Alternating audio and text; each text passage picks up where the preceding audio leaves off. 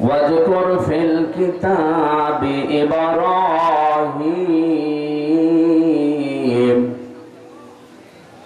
واذكر في الكتاب إبراهيم إنه كان صديقا نبيا. وقال تعالى في شان رسوله وما زادهم إلا إيمانا وتسليما. اللهم صل على سيدنا مولانا محمد.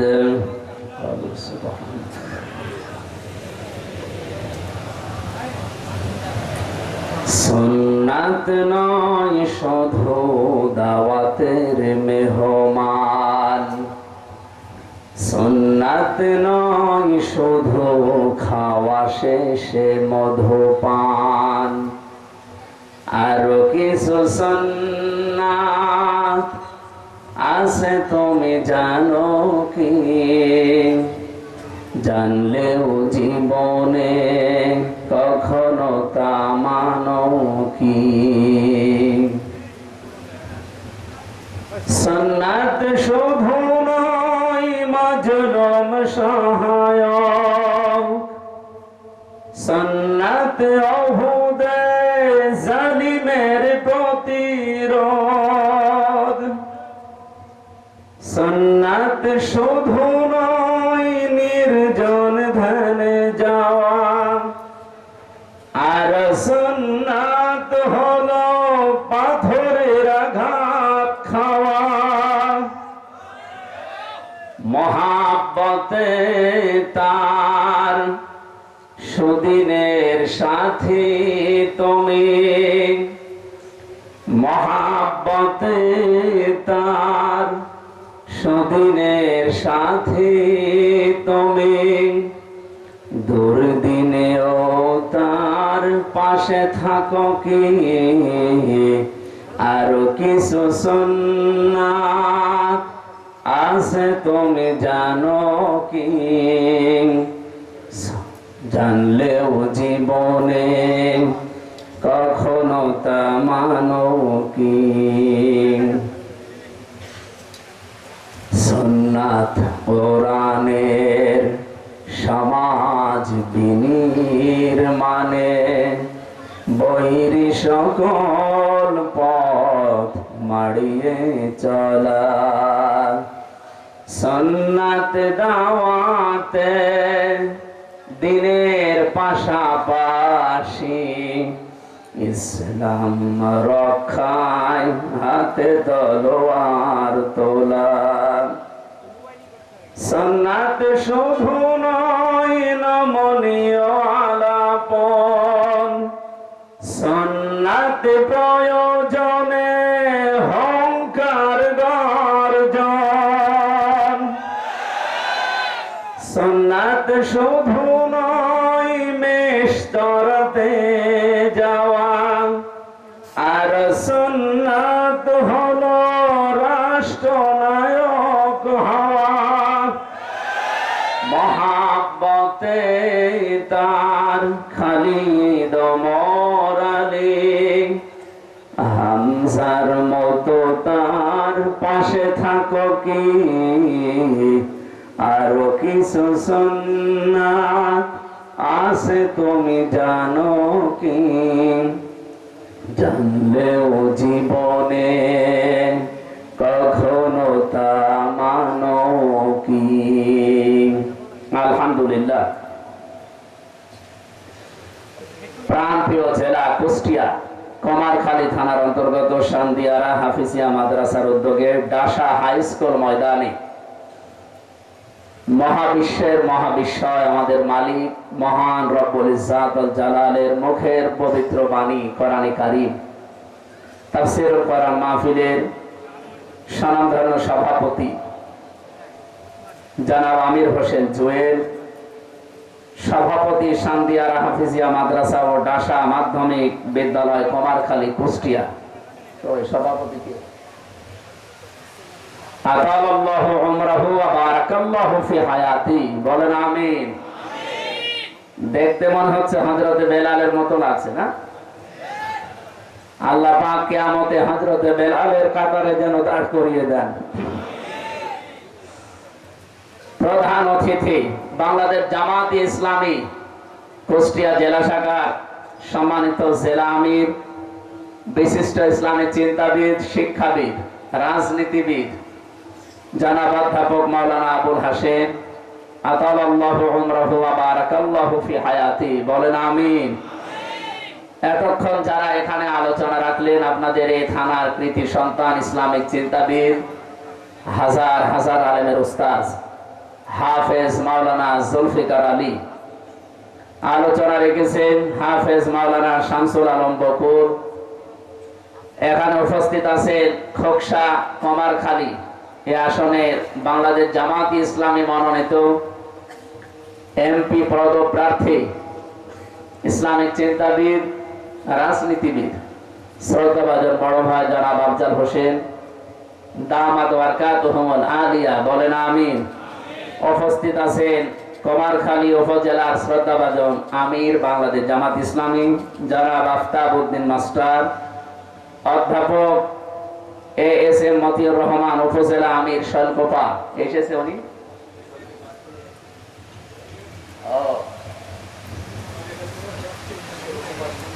শৈলকোপা বাংলাদেশ জামাত ইসলামী মনোনীত এই আসনের জন্য উনি মনোনীত এমপি পদপ্রার্থী। এসেছিলেন উনি মনে হয় মাগরিবের পরে, আমি যখন যাচ্ছিলাম ওই সময় দেখলাম কথা বলছিলেন। এখানে উপস্থিত আছেন হাফেজ মাওলানা মোহাম্মদ আবু সাইদ, ইউনিয়ন আমির পান্টি কমারখালী কুষ্টিয়া, এই ইউনিয়নের সম্মানিত আমির। মঞ্চে বসা অত্র এলাকার সর্বজন শ্রদ্ধাভাজন ব্যক্তিবর্গ, সামনে বসা মুসলমান ভাইরা, পর্দার আড়ালের সম্মানিতা মা এবং বোনেরা, এই যে যারা দাঁড়িয়ে আছেন, বসার জায়গা পান না, এসব জায়গায় তো বসা যায়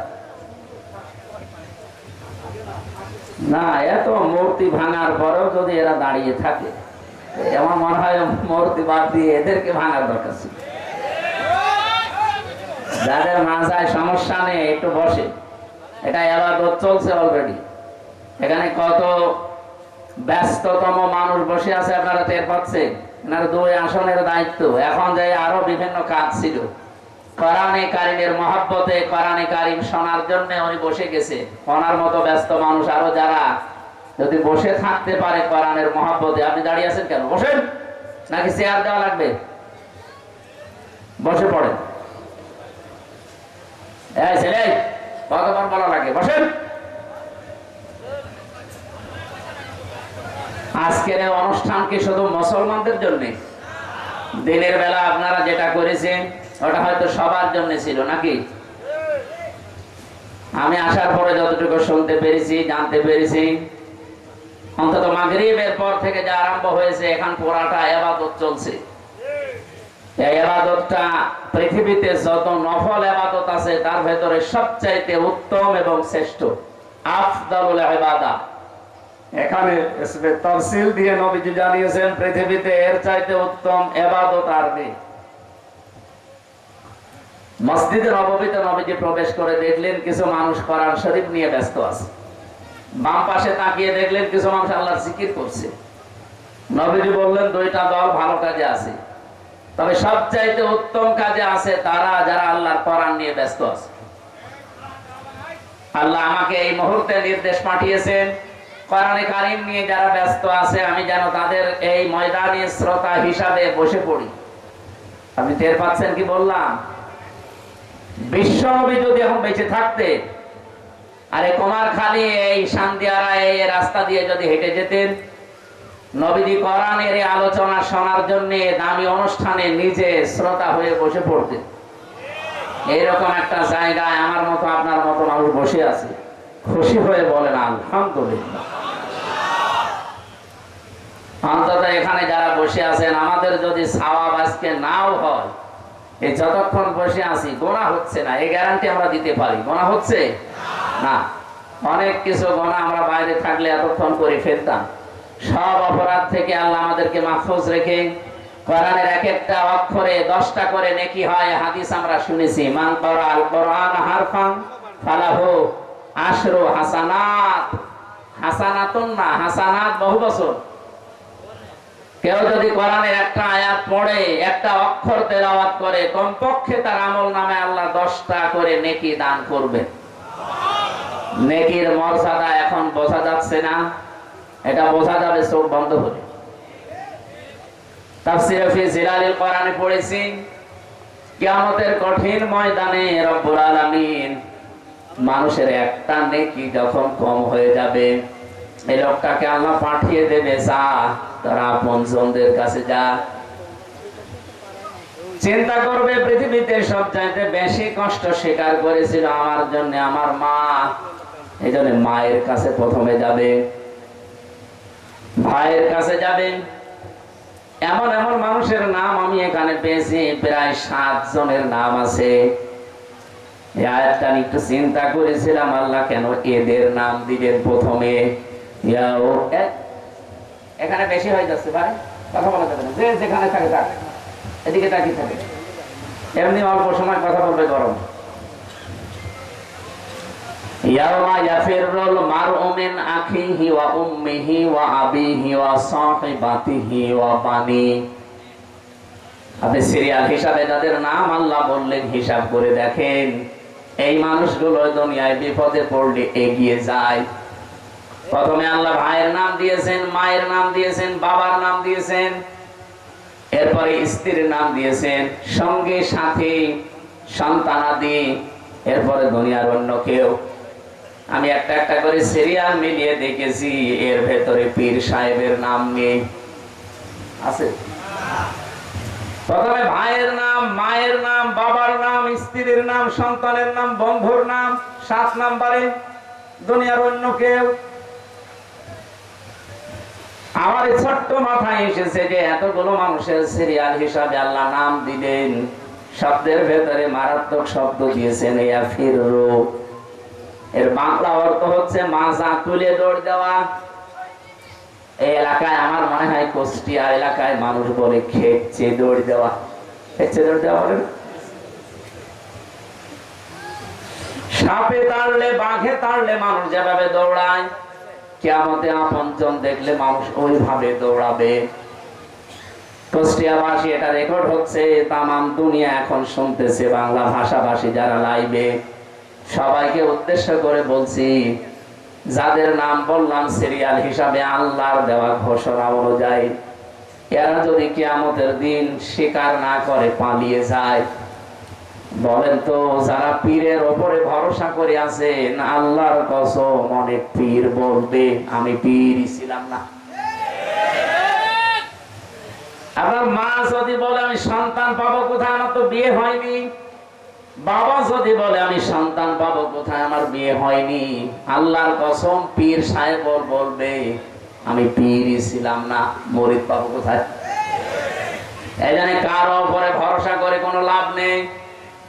আপনার শুধু নিজের জীবনের উপরে ভরসা করেন, কতটুকু কাজ কারবার আপনি করলেন। আমার এই 33 বছর বয়স, এই 33 বছরে আমি যা করেছি, এইটার উপরে ভিত্তি করে আমার জীবনে কিয়ামতে আল্লাহ বিচার করবে। মাঝে মাঝে একা থাকলে মনে হয় এখন যদি মারা যায়, আল্লাহ পাক যদি নিজের সামনে দাঁড়িয়ে জিজ্ঞাসা করে যে আমির হামজা 2024-25 সাল চলছে, এটা জুন মাসের 1 তারিখ পর্যন্ত তোরে মাফ করে দিলাম, যা শুধু 2 থেকে 10 এই 9 দিনের হিসাব দিয়ে জানাতে চলে যা। আমার তো মনে হয় এই 9 দিনের হিসাব এখনো আমার জোগাড় হয়নি। আপনারা পারবেন না? আপনার আল্লাহর ওলি আছে না লালন, এ থানায় না? হ্যাঁ,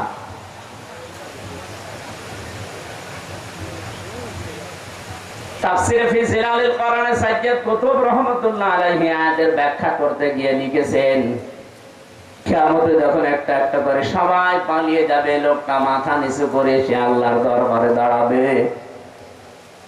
লোকটা যদি জ্ঞানী হয়, জ্ঞানী মানে আলেম, এই লোকটাকে আল্লাহ চাদর দিয়ে ঘিরে নেবে, কুদরতি ভাবে ঘিরে একা একা জিজ্ঞাসা করবে, এই কাজগুলো করেছিলি?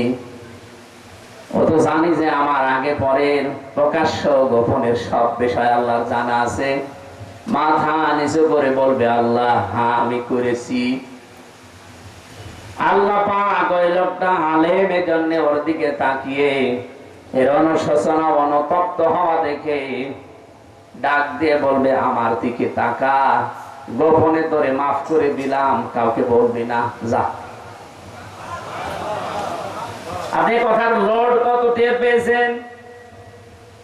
কিয়ামতের দিন আলেম এদেরকে আল্লাহ অপমান করবে না, সবার সামনে জন্য কুদরতের চাদর দিয়ে ঘিরে নেবে, অপরাধগুলো স্মরণ করাবে। ঠিক মাথা যখন নিচু করে অনুতপ্ত অনুশোচনা করবে, লোকটার জন্য আল্লাহ বলবে, কাউকে কিছু বলবে না, গোপনে তোরে মাফ করে দিলাম। কিয়ামতের ওই কঠিন ময়দানে এখানে যে কয়েকজন অন্তত নামের আগে মাওলানা লেখা আছে, আমরা বড় বিপদে আছি। হযরতে আবু দারদা বলেন, হাদিসের ব্যাখ্যা করতে গিয়ে, ওমান আমিলা ফিহি মাজা, কিয়ামতের ময়দানে 5টি প্রশ্নের 5 নাম্বার আল্লাহ বলবে, যতটুকু জানতে তার কতটুকু মানতে, এটা বলো। উনি বলেন, আমার সবচেয়ে বেশি ভয় হয় এই পয়েন্টটার উপরে, কারণ আমি যতটুকু জানি ততটুকু তো মানতে পারি না। কিয়ামতের দিন আমার মনে হয় এই পয়েন্টটা এসে আমি ধরা খেয়ে যাব। এই যে আল্লাহর পাকের এই বিচার ব্যবস্থায় ওই জায়গায় আমার আশার সঞ্চার হয়। আলেমদেরকে আল্লাহ ঢেকে ফেলবেন কুদরতি চাদর দিয়ে, সবার সামনে অন্তত অপমান না করে বলবে, বান্দা কাউকে বলবি না, যা, আমার যে গফর আর গফফার নাম আছে আমি তোরে মাফ করে দিলাম। পৃথিবীতে যত ইবাদত আছে আপনি চিন্তা করতে পারেন, সব নফল ইবাদতের ভেতরে আজকের এই অনুষ্ঠানটা আল্লাহর কাছে সব চাইতে দামি। সুতরাং যে আল্লাহ আমাদেরকে এতক্ষণ সময় ধৈর্য এবং সহ্য নিয়ে বসিয়ে রেখেছেন, জবান খুলে খুশি হয়ে বলেন আলহামদুলিল্লাহ। দরুদ আর সালাম পাঠ করছি মুহাম্মদ রাসূলুল্লাহ সাল্লাল্লাহু আলাইহি ওয়াসাল্লামের প্রতি। আমরা কোরআনে কারীম 2টা জায়গা থেকে 2টা আয়াত পড়েছি। প্রথমে পড়েছিলাম সূরা জুমারের 53 নম্বর আয়াত, দ্বিতীয় নম্বরে সূরা মরিয়মের 41 নম্বর আয়াত। আমি 2টা আয়াতের কিছু টাচ দিতে চাই। তাফসীর করতে গেলে 1 ঘন্টা আমি বলেছি না, এত অল্প সময়ে এক একটা আয়াতে যত কথা আছে সব শেষ করা যাবে না, আমি টাচ দিই। আল্লাহ রাব্বুল আলামিন বলেন, ভালো করে মিলাবেন নিজের জীবনের সাথে। ওয়াযকুর ফিল কিতাবি ইব্রাহিম বা ইব্রাহাম, এখানে 7টা কিরাত আছে। আমার বিশ্ববিদ্যালয় কোরআনের উপরে কিরাতের উপরে যেই বিষয়টা আমি পড়েছিলাম 7 কিরাত, তার ভেতরে 2 কিরাত আমি এখানে পড়লাম। রব্বুল আলামিন বলেন, স্মরণ করো বা আলোচনা করেছি এই কিতাবের ভেতরে আমার নবী ইব্রাহিম আলাইহিস সালামের কাহিনী। ইন্নাহু কানা সিদ্দীকান নাবিয়্যা, নিশ্চয় অবশ্যই সে ছিল সিদ্দিক এবং নবী। তাহলে এখানে আমরা কিতাবের ভেতরে আলোচনা পাচ্ছি, অনেকগুলো মানুষের নামের আলোচনা আছে, তার ভেতরে 1 নম্বরে পেলাম ইব্রাহিম, যিনি আমাদের জাতির পিতা। আমাদের জাতির পিতা যে ইব্রাহিমের বিষয়ে কোনো সন্দেহ আছে? আমাদের রিমান্ডে জিজ্ঞাসা করেছিল ওই মাটির নিচে আয়না ঘরে যে আমাদের জাতির পিতাকে, যেই বলেছি ইব্রাহিম, সঞ্জয় দত্ত এসপি, আমার বাবা মা তুলে গালিগালাজ দিয়ে বলছে, বেটা বেয়াদব, ইব্রাহিমকে জাতির পিতা বঙ্গবন্ধু। কোরআনের আয়াত পড়লাম ওনার সামনে। কিসের কোরআন? আল্লাহ পাক জানিয়েছেন, মিল্লাতা আবিকুম ইব্রাহিম হুয়া সাম্মাকুমুল মুসলিমিন। তোমাদের জাতির পিতার নাম ইব্রাহিম, এই যে যত মিল্লাত আমরা দেখি, এই যে কোরবানি গেল গতকালকে পর্যন্ত, এই যত রকমের অনুষ্ঠান আমরা করেছি এগুলো সব কিন্তু ইব্রাহিম নবীর আদর্শ, তার মিল্লাত থেকে পাওয়া। এই কোরবানির সিস্টেম আদম নবীর জামানায় ছিল না, ওনার জামানার সিস্টেম আলাদা ছিল। এরকম চাটিয়াল ময়দানের ভেতর একটা পশু জবাই করে রেখে আসতো, আগুনের ঝলক এসে ওটা পুড়িয়ে ফেলতো। আমার এই আয়াতটা পড়ার পরে মাঝে মাঝে মনে হয়, এখন যদি এই শরীয়তটা বাংলাদেশে থাকতো, কত হাসি আমরা যে ধরা খেতাম। কারণ হালাল খাবার, হালাল কর্মজীবন, জীবন পবিত্র, এইরকম মানুষেরটাই শুধু আল্লাহ পুড়িয়ে ফেলতো, বাকি যার হালাল কর্মজীবন নেই তারটা পড়ে থাকতো। আগস্টের 5 তারিখের পর থেকে এই 10 মাস 5 দিনে আপনি বলেন, বহু মানুষ এই 10 মাস 5 দিনে এমন এমন কামাই করেছে যেটা পুরাটাই হারাম।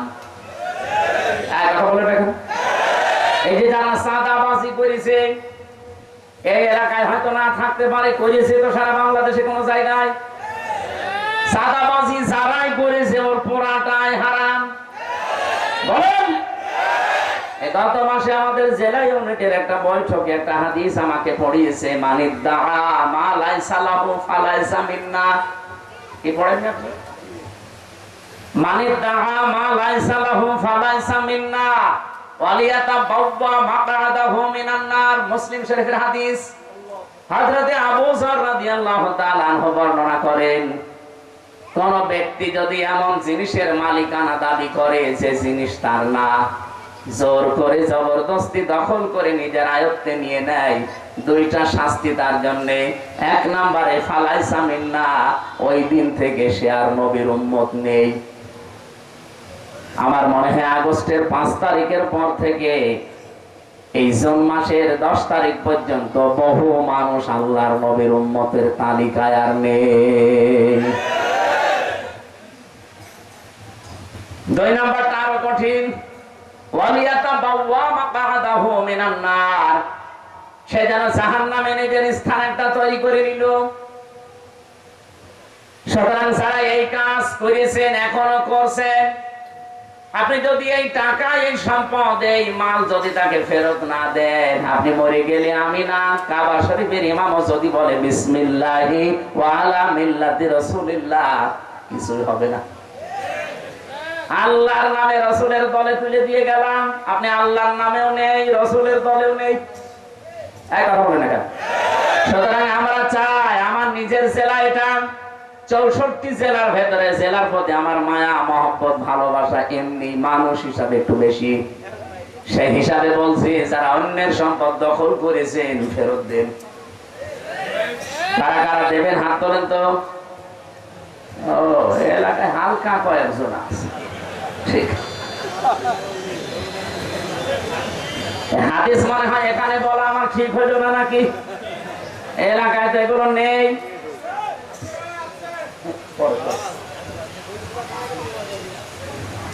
বলেন তো এখানে আপনি কি বুঝলেন? হাদিসের এবার টিকা বলি, টিকাটা না বললে অনেকে ভুল বুঝবে। কারণ আগস্টের 5 তারিখের পরে 1 মাস না যেতে একজনের ফতোয়া দেখলাম, সে বলছে ইসলামী ব্যাংক ও ছিনতাই করেছে একদল। এরকম ডাহা মিথ্যা কথা আপনি বলতে পারবেন? এবার টিকা বলি, তারপরে দেখেন তো হযরত আবু যর রাদিয়াল্লাহু তাআলা আনহু থেকে বর্ণিত মুহাদ্দিসিন ইকরাম টিকায় লিখেছেন, কোন জিনিস যদি আপনার ছিল কিন্তু হাত ছাড়া হয়ে গেছে, হারিয়ে গেছে, বেদখল হয়েছে, ওটা যদি আপনি আবার ফেরত পান, তাহলে আপনি হাদিসের শাস্তির আওতা মুক্ত থাকবেন। ও কুমারখালীবাসী, ভালো করে একটু শোনেন, ইসলামী ব্যাংক অনেকে বলে এটাও ছিনতাই হয়ে গেছে। কে বলেছে ছিনতাই হয়েছে? যাদের ব্যাংক তারা ফেরত পেয়েছে। ইসলামী ব্যাংকে আপনার বাবার বলেন, যারা মাথার ঘাম পায়ে ফেলে বানিয়েছিল তারা ফেরত পেয়েছে। শুধু ফেরত দিলেই হবে? ওদের তো অন্তত যা ক্ষতি করেছেন ক্ষতিপূরণ দেওয়া লাগবে। ৭৫,০০০ কোটি টাকা এখান থেকে সরিয়েছে, এই টাকাগুলো তাকে দেওয়া লাগবে। যারা এই কথা বলেন যে ইসলামী ব্যাংক তো ছিনতাই হয়ে গেছে, আপনার মুখে কিয়ামতের দিন আল্লাহ সিলাই করে দেবে। এরকম দাহা মিথ্যা কথা আগামী থেকে আর বলবেন না। কিছু মানুষের চরিত্র এখন দেখছি কথা বললে শুধু মুখ দিয়ে মিথ্যা কথা বের হয়। সেদিন দেখলাম এক চাচা, রাকিব নামে এক চাচা, ওনার ৬-৭ সেশন, আমারও বড়, উনি এখনো সভাপতি। আমার সেই 15 সালে ছাত্র জীবন শেষ হয়ে গেছে, ওর তো আরো 2 বছর আগে 13 সালে শেষ হওয়ার কথা, ও এখনো সভাপতি থাকে কি করে? ওমান আছে কিয়ামত পর্যন্ত সভাপতি থাকবে। গত 2 দিন আগে ঘোষণা দিয়েছে এই দেশে যে ইসলামী ছাত্র শিবির 1971 সালে রক কেটেছে। 1971 সালে শিবির বলে বাংলাদেশে কিছু ছিল, ও তো প্রতিষ্ঠা হয়েছে 1977 সালে। এক কথা বলছেন এটা, এরকম দাহা মিথ্যা কথা আপনি বলবেন আর দেশের মানুষ শুনবে? অত পাগল দেশের মানুষ আর নেই। এই জন্য অনেকের চরিত্র আজ উদ্ভাসিত হয়ে গেছে। মানুষ বলছে তো পাগল, মেয়াদ উত্তীর্ণ গাঁজা খেয়েছে, এ কারণে এরকম কথা। কারণ মেয়াদ উত্তীর্ণ গাঁজা যারা খায় না তারা তো এরকম কথা বলার কথা না। যারা মেয়াদওয়ালা গাঁজা খায়, এই যে লালনের মাঝারে যারা গাঁজা খায়, মেয়াদ উত্তীর্ণ গাঁজা না, মেয়াদওয়ালা গাঁজা খায়, এই জন্য উল্টা পাল্টা বকে না করে থাকে। কিন্তু যারা মেয়াদ উত্তীর্ণ গাঁজা খায়, যে মানুষগুলো, এই যে কিশোরগঞ্জের একজন আছে ফজলুর রহমান, ফজু পাগলা, নাম শোনেননি? এরপরে চাঁপাই নবাবগঞ্জের স্বামী স্ত্রী মোজাদ্দেদে জামান, ভারতের কামান, আর এই চুয়াডাঙ্গা দুদু মিয়া। এই মানুষগুলো যা কথাবার্তা বলছে, একটা কথা আপনি সত্য পাচ্ছেন, আর এমন এমন কথা বলে যে বিষয়ে তাদের জ্ঞান নেই। অথচ কোরআনের নির্দেশ আলা তাকুফু মা লাইসা লাকা বিহি ইলমুন, যে বিষয়ে জ্ঞান নেই মুখ খুলবা না। আর ওরা যেটা জানে না ওটা বেশি করে বলে। আপনি আন্দাজে কেন বলতে গেলেন যে 1971 সালে শিবির যারা তারা রক কেটেছে? এরকম দাহা মিথ্যা কথা মানুষ শুনবে। এদের জন্ম 1977 সালে, আমি কি বানিয়ে বলছি? এই জন্য যেই জিনিস যার ছিল কিন্তু হারিয়ে ফেলেছিল, ওইটা যদি সে ফেরত পায়, এই হাদিসের শাস্তির আওতা মুক্ত থাকবে। সে নবীর উম্মত থেকে বের হয়ে যাবে না, জাহান্নামে তার স্থান তৈরি হবে না। সুতরাং ইসলামী ব্যাংক যাদের ছিল তারা ফেরত পেয়েছে, এই হাদিস তাদের জন্য না। কিন্তু যে জিনিস যার না, সে যদি জোর করে ওইটা নিয়ে নেয়, জবরদস্তি করে দখল করে নেয়, আল্লাহর কসম আপনি নবীর উম্মত আর নেই। আপনি যতই নামাজ পড়েন, রোজা রাখেন, কে কথা বললেন না কেন? আশা করছে আপনি হাদিসের এই বাংলা ভাষা বুঝে ফেলেছেন। এরপরেও যদি কার কপালে হেদায়েত না আসে, এ দোষ আমির হামজা কার? আল্লাহ দোষ। হেদায়েত পাওয়ার যোগ্যতা থাকা লাগবে না, আল্লাহ আন্দাজে হেদায়েত দেবে। সুতরাং যোগ্যতা অর্জন করেন, হেদায়েত পাওয়া যাবে। আমরা কিতাবের ভেতরে আমাকে যে রিমান্ডে এই প্রশ্নটা করার পরে যেই বলেছি ইব্রাহিম নবী আমাদের জাতির পিতা, উনি বলছে না, হিন্দু মানুষ বলতে পারে। কিন্তু পাশাপাশি দেখলাম একজন এসপি, ওই লোকটার নাম শেখ ইমরান হোসেন, নাম কেমন সুন্দর দেখেছে, নামের একেবারে কি, এটা আসল নয়, ডুপ্লিকেট, চাকরি নেওয়ার জন্য লাগিয়েছে। এই শেখ সাহেব এসে বলছে, হ্যাঁ জাতির পিতা আপনি বঙ্গবন্ধুকে মানেন না, আপনি কোন দেশের মানুষ? কেন বাংলাদেশের? না, এই দেশে বাস করতে হলে জাতির পিতা বঙ্গবন্ধুকে মানা লাগবে। আমি যে কোরআনের বাইরে চলে যাচ্ছে, বলছে যাক। এই ছিল দেশের অবস্থা। অথচ জাতির পিতা ইব্রাহিম ঘোষণা হামজা দিয়েছে কে? বলেন বলেন। আল্লাহ বলেন হুয়া সাম্মাকুমুল মুসলিমিন, তিনি তোমাদের নাম মুসলমান রেখেছেন। এই হুয়ার ফাইল হয় আল্লাহ তাআলা নিচে, অথবা ইব্রাহিম নবী, যেহেতু তিনি আমাদের পিতা, এ জাতি হিসাবে আমাদের নাম, আমরা শুধু বাঙালি না, আমরা জাতি হিসাবে কি মুসলিম। জোরে বলেন কি? আরে দেশি হিসাবে আমরা বাংলাদেশি। আমার নাম এমনিতেই একজন হলে হামজা, কিন্তু জাতি হিসাবে দাবি করলে আমি বাঙালি না, শুধু আমি কি, আমি মুসলিম জাতি হিসাবে। আর দেশ হিসাবে বসবাস করি বাংলাদেশে, এই জন্য আমি বাংলাদেশি। হুয়া সাম্মাকুমুল মুসলিমিন, এই শব্দ দিয়ে আমি কয়েকটা মাসলা পেয়েছি। তাফসীরে মুফাসসির বলেন বাবা হিসাবে এখানে প্রায় 13টা দায়িত্ব চলে আসে। এখানে যারা বাবা আছেন, শুধুমাত্র জন্ম দিলেই বাবা হওয়া যাবে না, কমপক্ষে 13টা দায়িত্ব সন্তানের উপরে পালন করা লাগবে। আর আমাদের যিনি জাতির পিতা ইব্রাহিম নবী 13টা দায়িত্ব তিনি পালন করেছেন। সুবহানাল্লাহ বলতে পারেন না? 1 নম্বরে সন্তানের নাম রাখা তিনি রেখেছেন। কি সুন্দর অর্থবোধক নাম দেখেছেন। আমরা অনেক বাবা এখানে বসে আছি, সন্তানের নাম এমন ভাবে রাখি ও কি হিন্দু না মুসলমান সাদা বোঝা যায় না। আপনি রাগ করবেন, এই যে জয় বলেন তো কোন ধর্মের মানুষ মনে করবে?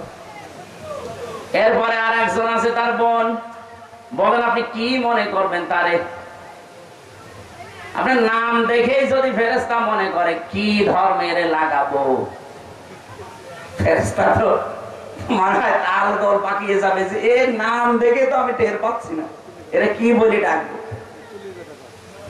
এই জন্য বাবা হিসাবে যারা এখানে দায়িত্বে আছেন, সন্তান হলে এমন একটা অর্থবোধক নাম রাখবেন, কিয়ামতের দিন আল্লাহ যদি কিছুই না পায় মাফ করার জন্য, ওসিলা হিসাবে যেন অর্থবোধক একটা সুন্দর নাম পায়। জোরে বলেন সুবহানাল্লাহ। সেদিন বড় বাজারে কুষ্টিয়ায় একটা দোকানের নাম লেখা দেখলাম, মাহি মহিন স্টোর। জিজ্ঞাসা করছে ভাই কি? বলছে আমার ছেলের নাম। ছেলের নাম মহিন স্টোর দিয়েছেন কেন? কোরআন শরীফ পড়তে গিয়ে পেয়েছি ওয়ালাহুম আযাবুম মুহিন। মহিন মানে নিকৃষ্ট। মহিন মানে কি? আল্লাহ বলেন তাদের জন্য নিকৃষ্ট আযাব, শাস্তি। আপনি এরকম নাম কোরআন শরীফ পড়লেন আর রেখে দিলেন, একটু অর্থ দেখবেন না? এই জন্য এখানে যারা এসেছেন বাবা হিসাবে, আমাদের জাতির বাবা যিনি দায়িত্ব পালন করে গেছেন, আমাদের উচিত ওইভাবে দায়িত্ব পালন করা। রব্বুল আলামিন বলেন, তার আলোচনাটা আমি কোরআনে করলাম কেন? একদিকে তিনি ছিলেন সিদ্দিক, 2 নম্বরে তিনি ছিলেন নবী। সিদ্দিক কি? এই বাংলাদেশ, ভারত আর পাকিস্তান এই শব্দটা নিয়ে সমস্যা, ভালো করে শোনেন, ওয়াজ আর লাগবে না, এটাই যথেষ্ট। সিদ্দিক মানে শুধু সত্য কথা বললেই মানুষ সিদ্দিক হয় না। সিদ্দিক হওয়ার জন্য সত্যকে সত্য জানার পরে যারা পেছনের দিকে না তাকিয়ে অকণ্ঠ চিত্রে, দ্বিধাহীন চিত্তে কোন প্রশ্ন ছাড়া মেনে নিতে পারে, এরা হচ্ছে সিদ্দিক। কিয়ামতের দিন যে আল্লাহ 4টা কাতার করবেন, প্রথমে 1 নম্বরে মিনান নাবিয়্যিনা ওয়াস-সিদ্দিকিনা ওয়াস-শুহাদা ওয়াস-সালিহিন। প্রথমে নবীদের কাতার থাকবে, ওখানে অন্য কেউ থাকবে না, শুধু নবী। 2 নম্বরে সিদ্দিক, এই সিদ্দিকদের কাতারে প্রথম দাঁড়াবে হযরতে আবু বকর সিদ্দিক। তা আপনাকে আবু বকর সিদ্দিক যদি হতে হয়, উনি যেভাবে সত্যকে সত্য জানার পরে প্রশ্ন ছাড়া মেনে নিয়েছিলেন, আজ আমার মনে হয় বাংলাদেশে ওই সময় এসে গেছে। সত্যকে সত্য জানার পরে কেউ যদি পেছনের দিকে তাকিয়ে অথবা কোন কারণে মানতে না পারেন, কিয়ামতের দিন আবু বকরের সাথে আপনি দাঁড়াতে পারবেন না। হযরত ইব্রাহিমকে কেন সিদ্দিক বলা হয়? তিনি সত্য অনুসন্ধান করছিলেন, খুঁজতেছিলেন সত্য।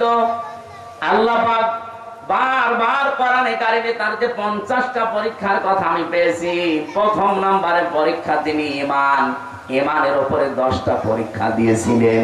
ফালাম্মা জান্না আলাইহিল লাইলু রাকাউকাবা ইলা আখির আয়াত। তিনি তারকা দেখে বলেছিলেন এটা আমার রব। ওটা যখন অস্তমিত হয়ে গেছে বলছে না, যেটা ডুবে যায় অস্তমিত হয়, এটা আমি মানি না। এরপরে দেখলেন চন্দ্র, ওইটাও যখন ডুবে গেছে বলে না, মানি না। এরপরে দেখলেন সূর্য, ওইটাও যখন ডুবে গেছে বলছে না, মানি না।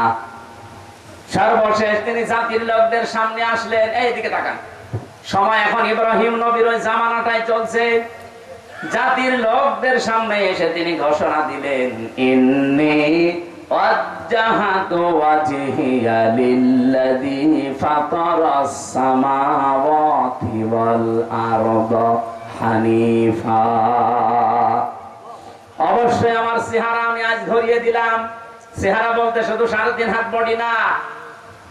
নবীজি জানিয়েছেন তামাম পৃথিবীর সব মুসলমান একটা শরীরের মতো। শরীরের কোন জায়গায় যদি আঘাত লাগে পুরা শরীরে যেমন খবর হয়ে যায়, তামাম দুনিয়ার মুসলমানেরা একটা শরীরের মতো। আমেরিকায় যদি কোনো মুসলমান কষ্ট পায়, এখান থেকে ও আহ করা লাগবে। কথা বলছেন কি বুঝলেন হাদিস থেকে? উনি যে চেহারা ঘুরিয়েছিলেন, শুধু এইটার নাম চেহারা না, এজন্য উনি আয়াতের মাঝখানে হানিফা দিয়েছেন। উনি বললেন আমার এই চেহারা শুধু আমি ঘোরাইনি, আসমান আর জমিন যিনি উদ্ভাবক বানিয়েছেন। ফাতারুন শব্দের শাব্দিক অর্থ হচ্ছে মডেল ছাড়া, নমুনা ছাড়া, কোন নিদর্শন ছাড়া, কোন আকার আকৃতি ছাড়া নতুন করে যিনি একটা জিনিস বানাতে পারেন, সেটার আরবি নাম ফাতার। উনি ঘোষণা দেওয়ার ভেতরে আয়াতের শব্দ দেখেছেন, ইন্নী ওয়াজ্জাহাতু ওয়াজহিয়া লিল্লাযী ফাতারাস সামাওয়াতি ওয়াল আরদা হানিফা। জাতির লোকেরা আসমান আর জমিন যিনি কোন মডেল ছাড়া, নমুনা ছাড়া বানিয়েছেন, ওই আল্লাহর দিকে আমার সব আজ ঘুরিয়ে দিলাম। শুধু লোক দেখানোর জন্য না, শুধু আপনাদেরকে জানানোর জন্য না, আমি একনিষ্ঠ ভাবে আজ ঘুরলাম। আমি জানি আমার এই ঘোরাতে আমার বাবা বেচার হবে, কারণ আমার বাবা নিজে মূর্তির ব্যবসা করে। আমি জানি আমার এই ঘোরাতে আমার জাতির লোকেরা বিমুখ হয়ে যাবে, যাক। আমার বাড়ির লোকেরা বিমুখ হয়ে যাবে, যাক। হানিফা, আমি একনিষ্ঠ ভাবে আজকে ফিরে আসলাম। ওমান আমিনাল মুশরিকিন, আর আমি ঘোষণা দিচ্ছি আমি কিন্তু মুশরিক না। হযরত ইব্রাহিম তিনি সত্যকে খুঁজতেছিলেন, খুঁজতে অনুসন্ধান করতে যখনই পেয়ে গেছেন, সব কিছুকে বিমুখ করে তিনি সত্যকে মেনে নিয়েছেন। এই জন্য আল্লাহ তার নাম দিয়েছেন খলিল, সিদ্দিক। সুবহানাল্লাহ বলতে পারেন ভাই? আত্তাখাযাল্লাহু ইব্রাহিমা খলিলা, আমি আল্লাহ নিজে ইব্রাহিমকে খলিল, অন্তরঙ্গ বন্ধু হিসাবে গ্রহণ করেছি। আর এখানে বলছেন আমার ইব্রাহিম সিদ্দিক। সত্যকে সত্য জানার পরে কত বাধা ছিল তার, পরিবারের বাধা, বাবা মার বাধা, সমাজের বাধা, রাষ্ট্রের বাধা, সব বাধা উপেক্ষা করে বলেছিলেন হানিফা, আমি একনিষ্ঠ ভাবে ঘুরলাম। আজও বাংলাদেশে ওই সময় চলছে। ৭৩টা দল বাংলাদেশে কাজ করছে, ৭৩টা দল। আপনি বলেন এই দলের ভেতরে 5টা কর্মসূচি যারা পালন করে আল্লাহর ভাষায় তারা সফল।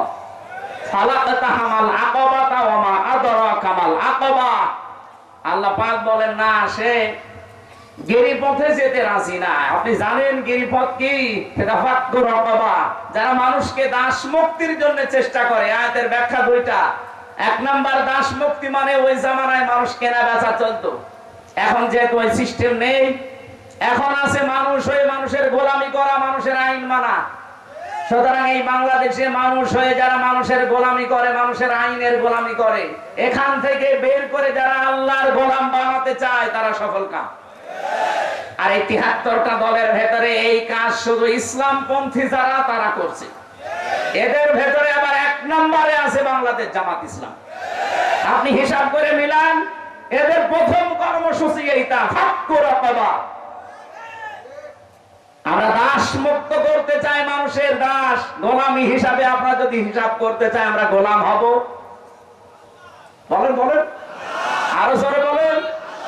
এদের নিবন্ধন কেড়ে নিয়েছিল এই একটা কারণে। এরা যদি বলতো যে না আমরা মানুষের দাস, মানুষ আমাদের ক্ষমতায় বসানোর উৎস, এদের জীবন নিবন্ধন কেড়ে নিত না। এরা বলেছিল না জমিন আল্লাহ, এখানে হুকুম চলবে আল্লাহ। এটা রেকর্ড হচ্ছে, তো এই জন্য বলছি সারা দেশে ছড়াচ্ছে। যেখানে যে শুনতেছেন আমি ওপেন বলছি, অনেক বড় বড় আলেমের মুখ দিয়ে আমি শুনেছি তারা বলে বাংলাদেশ জামাত ইসলামের আকীদা ঠিক নেই। আপনি এরকম ডাহা মিথ্যা কথা এই মাজলুম দলের উপরে দিতে পারেন না, আপনি জালেম হয়ে কিয়ামতে উঠবেন। বাংলাদেশ জামাত ইসলামের আকীদা হচ্ছে জমিন আল্লাহর, এখানে সিদ্ধান্ত চলবে আল্লাহ। এর বাইরে যদি জামাত ইসলামের আকীদা থাকে আমি এই মুহূর্তে তওবা করে চলে আসবো। যারা জামাতের এখানে আছে জিজ্ঞাসা করে দেখেন তো আলেমকে, জমিন আল্লাহর আইন চলবে বাবা, জমিন আল্লাহর আইন চলবে মওদুদির। যদি এই কথা ওনারা বলে ওনাদের সাথে আমি আজকে থেকে আমি তওবা করে চলে আসবো। কিন্তু আমার যতটুকু অ্যানালাইসিস আছে সারা বাংলাদেশে জামাত ইসলামীর আকীদায়ে আলা লাহুল খালকু ওয়াল আমর, জমিন আল্লাহর, আইন চলবে। আপনি কোন আকীদার কথা বলেন? উল্টা পাল্টা ফতোয়া দিয়ে বিভ্রান্ত করবেন না, কিয়ামতে জালেম হয়ে ওঠা লাগবে। 5টা কর্মসূচির প্রথম নম্বরে এইটা যে আমরা দাসত্ব মুক্ত করতে চাই মানুষকে, মানুষের গোলামি থেকে, মানুষের দাসত্ব থেকে মুক্ত করে গোলাম বানাবো কার? এই কর্মসূচিটাই বাংলাদেশ জামাত ইসলামের হাতে, এদের প্রথম কাজ এইটা। 2 নম্বরে আউয়াতামুন ফি ইয়াউমিন ফি মাসগাবা। মাসগাবা মানে কি? নিঃস্ব অসহায় যারা, এই মানুষগুলোর কাছে যারা ছুটে যায়। আগস্টের 5 তারিখের পরে বাংলাদেশে বন্যা দেখা দিয়েছিল ফেনীতে, দাদা বাবুরা ছেড়ে দিয়েছিল পানি, কত মানুষ হাবুডুবু খাচ্ছিল। এদেশে কত টাকাওয়ালা মানুষ আছে, কেউ তো এগিয়ে গেল না। জামাতের আমিরে জামাত ডাক্তার শফিকুর রহমান এই পর্যন্ত পানির ভেতরে নেমে মানুষের বাড়িতে খাবার পৌঁছিয়েছে। এটা কি বানানো কথা? আরে ভাই, কোরআনের সাথে যাদের কর্মসূচি মিলে যায় সেখানে বাদ দিয়ে আপনি কোন জায়গায় দৌড়াচ্ছেন? আর কথা বললেই বলে হ্যাঁ হুজুর শুধু টেনে কথা বলে। টেনে কথা বলা কোরআন শরীফ মেলে তাদের সাথে, আপনার সাথে তো একটাও মেলে না। আপনার সাথে একটাও মেলে না, আপনার দিকে আমি যাবো কি? আমি কি বানাবো কোরআন শরীফ?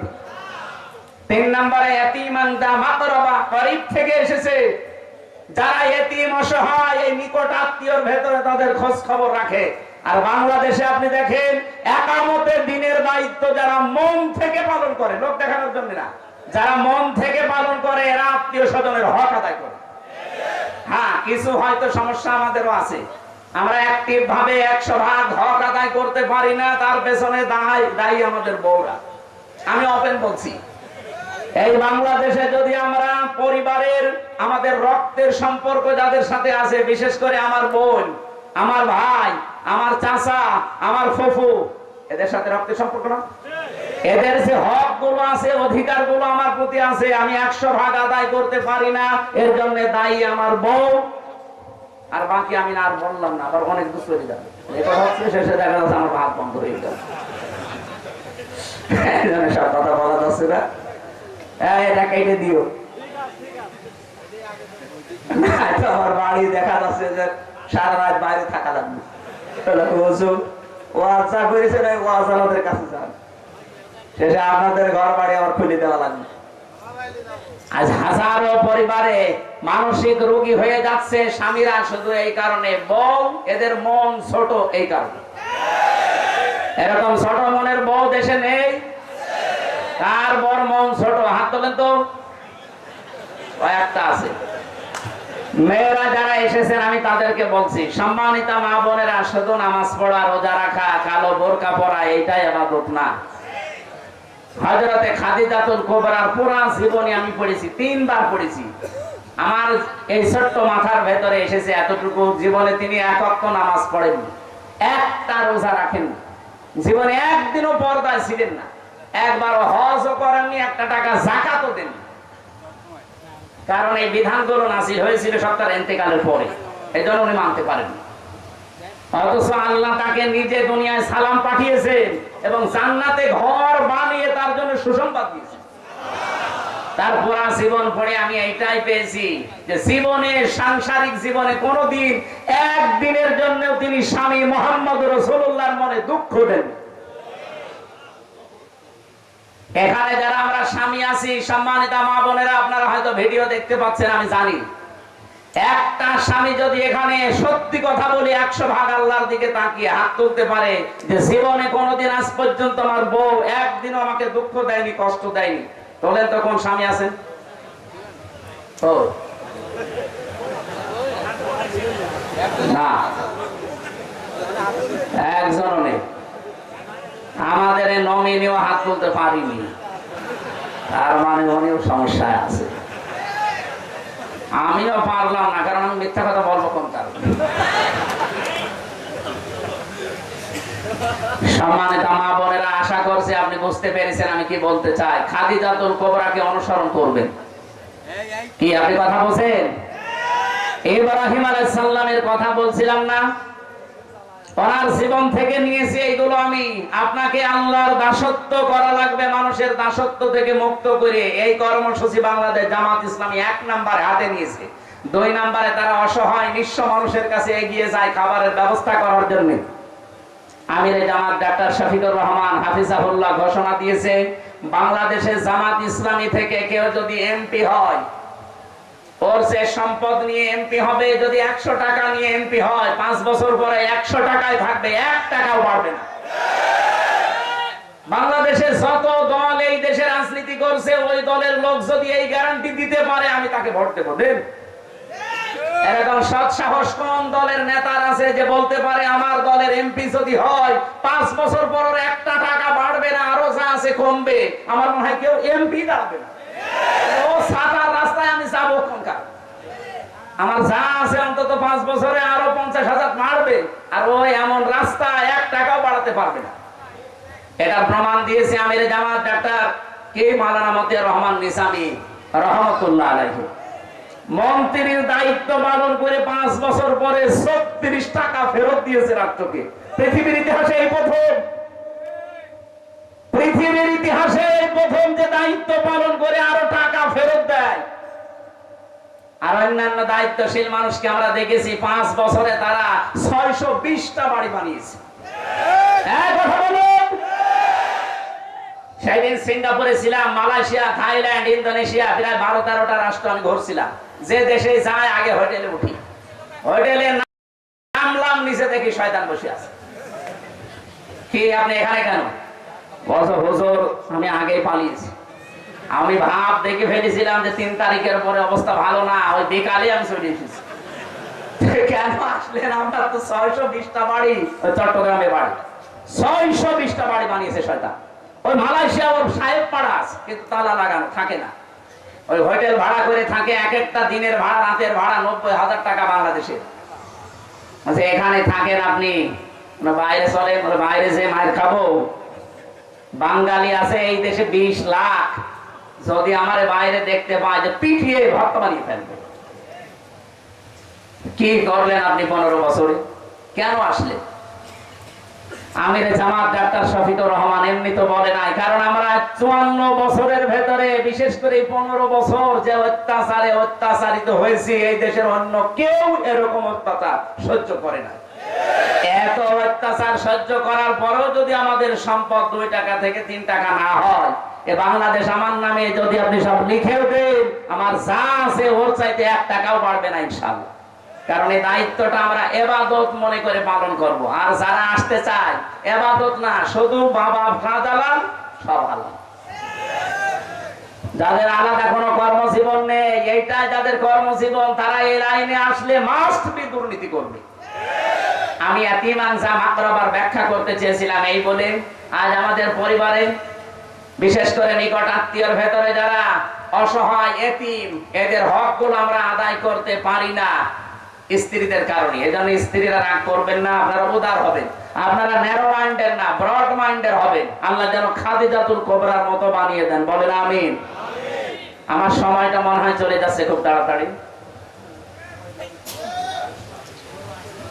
আমরা পয়েন্টগুলো পুরাটা শেষ করতে পারছি না। সূরা বালাদ থেকে এই তাফসীরটা দেখবেন। আমাদের জাতির পিতা 1 নম্বরে সিদ্দিক ছিলেন, এই কারণে তিনি সত্যকে অনুসন্ধান করতে করতে যখন পেয়ে গেছেন, সবকিছু পেছনে ফেলে তিনি গ্রহণ করেছিলেন। আর আমাদের চোখে আঙ্গুল দিয়ে দেখিয়ে দেয় যে এগুলো সত্যবাদীদের নিদর্শন, এরপরও মানুষ মানতে চায় না পেছনের টানে। আপনি সত্যবাদী কিয়ামতে সিদ্দিক হয়ে উঠবেন কোন কারণে? আপনাকে জীবনে আল্লাহ আবু বকর সিদ্দিকের কাতারে দাঁড় করাবে না। আবু বকর সিদ্দিকের কাতারে দাঁড় করাতে হলে আপনাকে অবশ্যই সিদ্দিক এই মুহূর্তে হওয়া লাগবে। আমি যতগুলো দলের নাম বললাম, বলেন তো মানুষকে মানুষের দাসত্ব থেকে মুক্ত করার জন্য সর্বাত্মকভাবে চেষ্টা চালাচ্ছে বাংলাদেশ জামাত ইসলাম ছাড়া অন্য কেউ। অন্য কেউ এরকম ভাবে দায়িত্ব পালন করছে, আপনি সেখানে যোগ দেন, কোন অসুবিধা নেই। কিন্তু এমন কোন জায়গায় যাওয়া যাবে না আরো যারা মানুষের গোলামি করার জন্য মানুষকে বাধ্য করে। তিনি 2 নম্বরে ছিলেন নবিয়্যা, সিদ্দীকুন নবিয়্যা, তিনি নবী ছিলেন। এই নবীর ব্যাখ্যা আবার বিস্তারিত আছে ফি জিলালিল কোরআনের ইবনে কাসিরে। আমরা যেহেতু একটা আশার বাণী সঞ্চার করার জন্য কোরআনে কারিমের সূরা জুমারের আয়াতটা পড়েছিলাম, ওখান থেকে কিছু কথা বলছি। আপনি হতাশ হবেন না, ভেঙে পড়বেন না। قل يا عبادي الذين أسرفوا على أنفسهم لا تقنطوا من رحمة الله। আল্লাহ পাক বলেন, হে নবী আপনি বলুন আমার বান্দা বান্দীদেরকে নফসের উপরে জুলুম করে শয়তানের ধোঁকায় পড়ে যারা নিজেদেরকে বরবাদ করে দিয়েছো, তারা নিজেদেরকে বরবাদ করে ফেলেছো, তারা আল্লাহর রহমত থেকে নৈরাশ হয়ে যেও না, ফিরে আসো। ইন্নাল্লাহা ইয়াগফিরুদ যুনুবা জামিআ, অবশ্যই আমার আল্লাহ সব অপরাধ ক্ষমা করে দিচ্ছে এবং দেবে। আল্লাহ যদি বলতেন শুধু ক্ষমা করে দিয়েছে, তাহলে এখানে মাঝির সিগা দিতেন, ইয়াগফির দিয়েছেন, এরপরে জামবুন না দিয়ে যুনুব দিয়েছেন বহু বছর। এটা আমরা এমন আল্লাহ পেয়েছি তার দুইটা নাম আয়াতের পরে আল্লাহ নিজেই দিলেন, ইন্নাহু হুয়াল গফুরুর রহিম। আল্লাহ একদিকে গফুর আর একদিকে রহিম। জোরে বলেন সুবহানাল্লাহ। এটা বিশাল একটা ক্ষমা। আপনি হিসাব করে দেখেছেন, ইন্নাল্লাহা, অবশ্যই আল্লাহ, ইয়াগফিরুজ যুনুবা জামিআ। আল্লাহ ইয়াগফিরুজ যুনুবা পর্যন্ত দিলেই তো আমরা অর্থ করে ফেলতাম, আবার জামিয়া দিলেন কেন? একটা গুনাহ আপনার বাকি থাকবে না যদি সত্যি আপনি আল্লাহর কাছে তওবা করে ফিরে আসতে পারেন। এখন তাওবা কি? এই বাংলাদেশে এই শব্দটা অনেক বেশি ভেজাল আছে।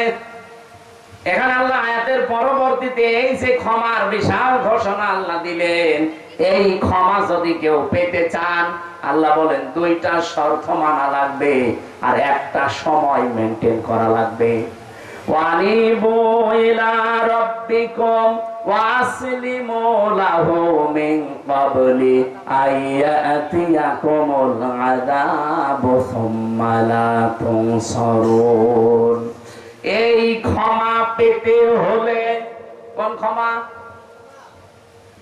আপনি তাওবার যে ক্ষমা আছে, তাওবার ইস্তেগফার কিন্তু এক না। আপনি সব সময় আস্তাগফিরুল্লাহ আস্তাগফিরুল্লাহ পড়তে পারেন, আপনার গুনাহ মাফ হবে। কিন্তু তাওবা যদি কোনো মানুষ করে, আর এই ক্ষমা যদি পেতে চান, তাওবার ক্ষমা শুধু তওবা করলে অপরাধগুলো আল্লাহ মাফ করে না, পুরো জায়গাটা আল্লাহ নেকি দিয়ে পাল্টিয়ে দেয়। ফাউলাইকা ইউবাদদিলুল্লাহু সাইয়্যাতিহিম হাসানাত। এই মানুষগুলোই তারা যাদের অপরাধগুলো আল্লাহ পাল্টিয়ে বদল করে পুরাটা নেকি দিয়ে ভরাট করে দিয়েছেন। সুতরাং তাওবা এটা মহান। এই ক্ষমা, এই তাওবা যদি কেউ গ্রহণ করাতে চায়, এক নাম্বার শর্ত হচ্ছে ওয়ানিবু ইলা রাব্বিকুম, তাকে রবের দিকে ফিরে আসা লাগবে আমাদের জাতির পিতা ইব্রাহিমের মতো। ওয়াসলিমু লাহু মিন ক্বাবলি, আত্মসমর্পণ করা লাগবে ইব্রাহিমের মতো। কখন করবে? দুইটা শর্ত মানবে। কখন?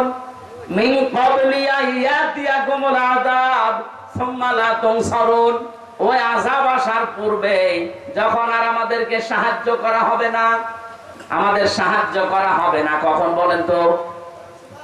বলেন বলেন। মরণের সময়। মরণের সময় যেহেতু আমাদের আর কোনো সাহায্য নেই, আর মরণ আসবে 41 সালে।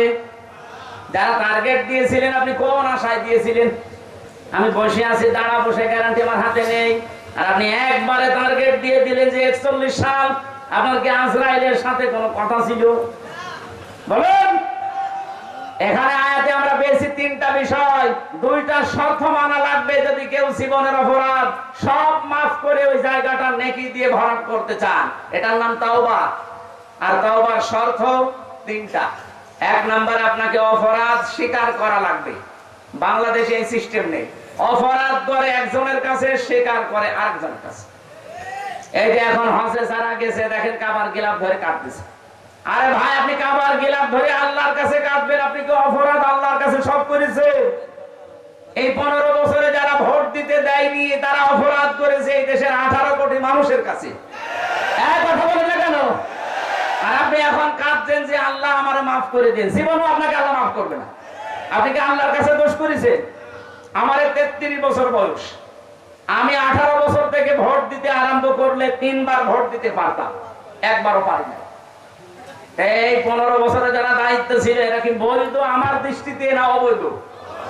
আপনাদের দৃষ্টিতে আপনি বৈধ বলেন, আপনি যেভাবেই হোক, মরা মানুষ তো ভোট দিয়েছে, কিন্তু আমি তো পারি না। তাহলে আমার দৃষ্টিতে তারা অবৈধ ছিল। কথা বলে না কেন? আমার এই হক, এই অধিকারটা যারা কেড়ে নিয়েছে, ওরা যদি আমার কাছে মাপ না চায়, কাবা শরীফের কাছে মাপ চায়, মাপ হবে? এরকম মাফি অনেকে চায়। এই জন্য তাওবার প্রথম নিয়ম, অপরাধ যার কাছে স্বীকার করবেন তার কাছে। আর এইটাই বাংলাদেশে এস্টাবলিশ করা লাগবে আগামীতে। অপরাধ যার কাছে করবেন, স্বীকার করবেন তার কাছে। 2 নম্বরে অনুশোচনা করবেন, অনুতপ্ত হবেন। 3 নম্বরে জীবনে এই কাজ আর করব না, ফিরে আসলাম, এর নাম তাওবা। এই 2টা শর্ত মেনে নেওয়া, আল্লাহর দিকে ফিরে আসা, আল্লাহর সামনে আত্মসমর্পণ করা, অনেক বলতে যত সহজ মনে হচ্ছে এত সহজ। এই কঠিন 2টা বিষয় মানুষ কখন মানবে? মৃত্যু আসার পূর্বে, যখন আমাদের আর সাহায্য করা হবে না। সুতরাং মরণের গ্যারান্টি যেহেতু আমাদের হাতে নেই, যখন তখন চলে আসতে পারে। এখানে আমাদের তাওবা করার সময় কখন? এখন। কখন? আজকে এই মন থেকে এখানে তওবা করবেন। আমি আল্লাহর দিকে ফিরে আসলাম, ইব্রাহিম নবীর মতো বহু কিছু আমার ছাড় দেওয়া লাগতে পারে, আমার বাবাও আমার শত্রু হয়ে যেতে পারে, আমার পরিবার, আমার সমাজ, আমার রাষ্ট্র পর্যন্ত আমার পেছনে লাগতে পারে। কথা বলেন না কেন? তারপর আমি যেহেতু পিতার সন্তান, আমি অবৈধ সন্তান না, আমি জাতির পিতার সন্তান। বাবা আমার যেরকম ছিল, সন্তান আমি হব ওই রকম। যেমন ছিলেন আমাদের ভাই হযরত ইসমাঈল আলাইহিস সালাম। কে ছিলেন না? তিনি আল্লাহর জন্য সব কিছুকে বিসর্জন দিয়েছিলেন। ফালাম্মা আসলামা ওয়া তাল্লাহু লিল জাবিন, আসলামা 2 বছর যখন তারা দুইজনে রাজি হয়ে গেছে, এগ্রি হয়ে গেছে, ওয়া তাল্লাহু লিল জাবিন, ইসমাঈলকে যখন শুইয়ে ফেলেছে, আল্লাহ তখন ডাক দিয়েছে, অনাদাইনাহু ইয়া ইব্রাহিম। সুতরাং আজকে সময় এসেছে, এই দেশের দায়িত্বে যারা আছেন তারা ইব্রাহিম নবীর ভূমিকা পালন করবেন, আল্লাহর বিধান পালন করতে গিয়ে। আর আমরা যারা জনগণ আছি 18 কোটি, আমাদের উচিত হবে আমরা ইসমাঈল নবীর মতো যদি গলাও দেওয়া লাগে, অন্তত গলা দিতেও আমরা রাজি আছি না নেই? বলেন বলেন। অবশ্যই আমাদের আশা আগামীতে এই দেশে আল্লাহর কোরআন 56,000 বর্গ মাইলে কায়েম হবে ইনশাআল্লাহ। সে আশাবাদ ব্যক্ত করছি। আর তাওবার যে নিয়ম বললাম, এটা আমি সহ প্রত্যেকে যেন মানতে পারি। আজকে যেহেতু প্রচন্ড গরম পড়ছে, আজকের মতো শেষ করছি। আসসালামু আলাইকুম। ও আমাদের এখানে